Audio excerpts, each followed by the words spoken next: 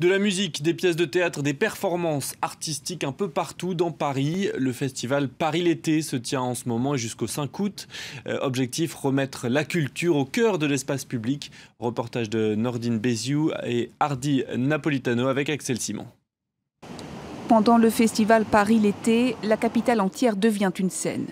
Parmi la trentaine de spectacles programmés cette année, de la danse, du théâtre, du cirque, des performances. Et comme pour les 26 éditions précédentes, toujours cette coloration estivale.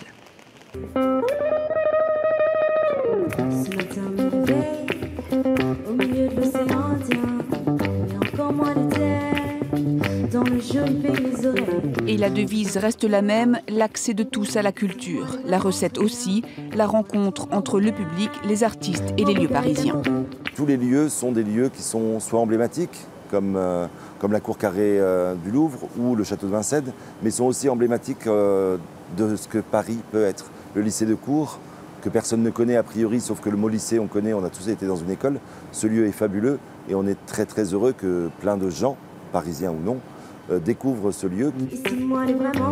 Au lycée de Cours, justement, a été présentée la création théâtrale intitulée L'étrange histoire de l'enfant nommé K, une adaptation libre et improvisée du roman inachevé Le Château de Franz Kafka, avec comme acteurs les étudiants d'une école d'art dramatique en fin de cursus. Je voudrais voir à 360 degrés avec la bouche, avec les jambes. Je voudrais voir ce que je vois avec les mains, avec les pieds, avec le nez, avec les fesses.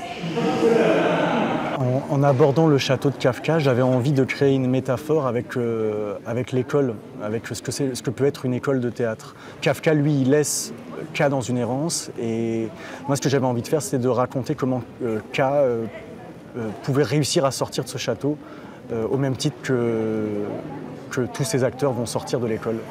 Le public investit les monuments, les rues, les parcs en quête de nouvelles découvertes. Autre moment fort, cette année, les spectateurs ont aussi pu découvrir une œuvre gigantesque, une ville éphémère en plein cœur de Paris, entièrement en carton, signée de l'artiste français Olivier Grossetête.